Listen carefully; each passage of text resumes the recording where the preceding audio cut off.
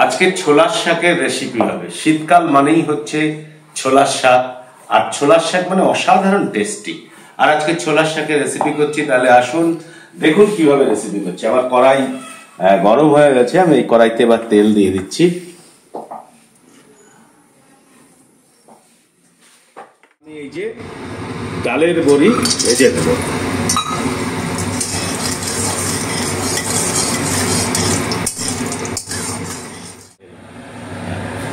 ডালের বড়িটা আমি তুলে দিচ্ছি। বেগুন ভেজে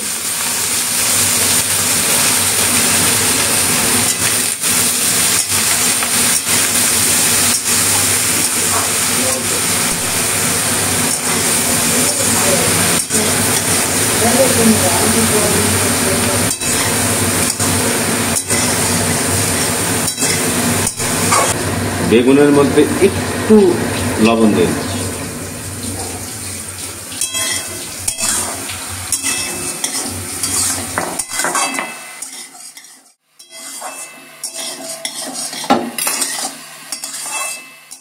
আমি তুলে দিচ্ছি।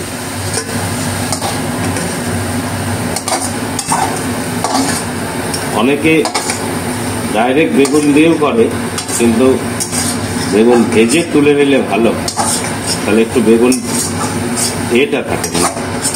আর নাহলে ওটা বেগুন ভাজার মধ্যে শাক দিলে একদম পুরো বেগুনটা মিলিয়ে যায়।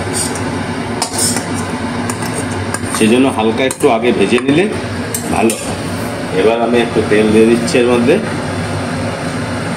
এই সময়টা শাক ভাজার জন্য একটু তেলটা দিলাম বেশি, আগে তো তেল বেশি দিই। লঙ্কা দিয়ে দিচ্ছি,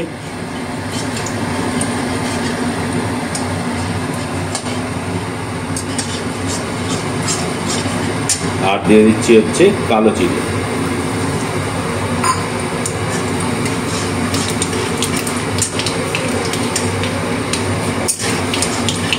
এবার এই যে কুচনো শাক একদম ধুয়ে পরিষ্কার করে, বাছাই করার পর ধুয়ে ভালো করে পরিষ্কার করে, তারপরে একদম ছোট ছোট করে কুচনো শাক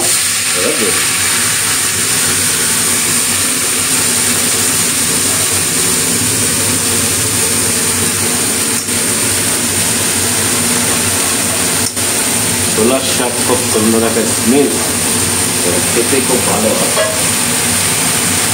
সুন্দর যেমন স্মেল হয়, খেতেও খুব ভালো। আমি একটু নুন দিয়ে দেবো, নুন দিলে পরে একটু জলটা বেরিয়ে আসে।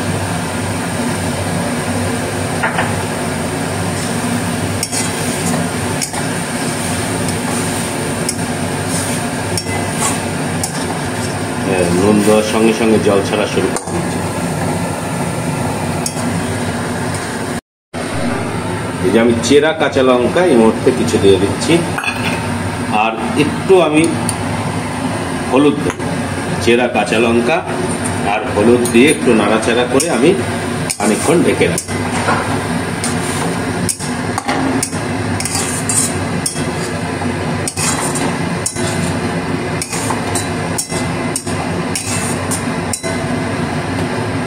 এবার আমি খানিকক্ষণ ঢেকে রাখবো, তাহলে সিদ্ধটা হবে, জলটাও বেরিয়ে আসবে। খুলে দেখি,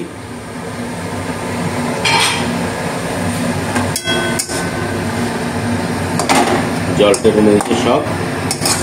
এবার আমি এই যে বেগুনটা ভেজে রেখেছিলাম এটা দিয়ে দিচ্ছি, আর এই যে বড়িটা আমি দিয়ে হালকা একটু চিনি দিয়ে দিচ্ছি।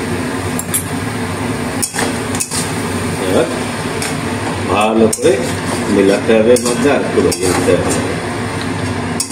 আমার প্রায় শেষের দিকে রান্নাটা।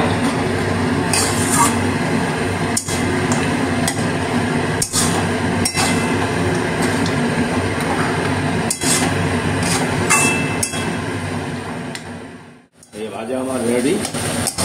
আমার একদম সুন্দর করে আমি ছোলার শাক বেগুন ডালের বড়ি দিয়ে ভাজা আমার কমপ্লিট হয়ে গেছে। আমার রেসিপি কমপ্লিট। এবার হচ্ছে নামিয়ে নেওয়ার পালা,